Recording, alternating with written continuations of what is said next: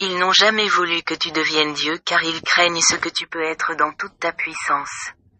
Caché dans la Kabbale, il existe une carte, un chemin du corps à Dieu, de l'ego au je suis. La Kabbale est une carte, non pas de l'univers, mais de ta propre conscience. L'arbre de vie n'est pas extérieur à toi. Il est toi. Chaque niveau, chaque séphiro, est un état de conscience. Du niveau le plus dense, où tu t'identifies au corps, à l'ego, jusqu'au point culminant, Keter, la couronne, l'union avec la source. Ce que la religion a appelé Dieu est la réalisation ultime de ce que tu es. C'est là que tout a été inversé. Lucifer n'a jamais été l'ennemi. Il signifie le porteur de lumière, celui qui révèle. Mais le système a transformé la lumière en peur, car si tu la crains, tu n'y auras jamais accès. Si tu crains ta propre divinité, tu restes manipulable. L'arbre qu'ils ont dessiné, la Kabbale, n'est pas un mythe, c'est un guide. En s'élevant, on acquiert non seulement de la connaissance, mais on est aussi mis à l'épreuve. Chaque séphira est un portail. La vérité n'est révélée qu'à ceux qui sont prêts à la recevoir. Pour le profane, elle semblera toujours dangereuse, interdite, voire maléfique.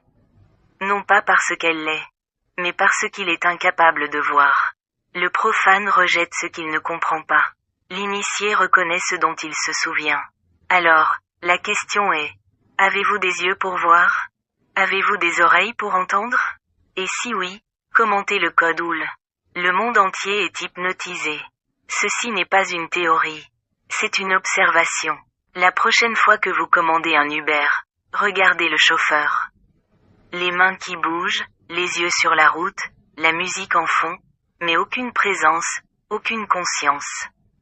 La prochaine fois que vous entrez dans un magasin, observez le caissier. Il scanne, bip, répète inlassablement. Sans créer, sans se poser de questions. Juste en boucle. Un corps humain exécutant un code. L'être humain n'est pas fait pour la répétition.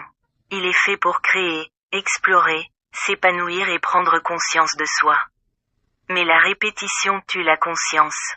Et un esprit fatigué est facile à contrôler. Car si vous êtes suffisamment distrait, vous ne vous interrogez pas sur votre vie. Si vous êtes suffisamment épuisé, vous ne remettez pas en question le système.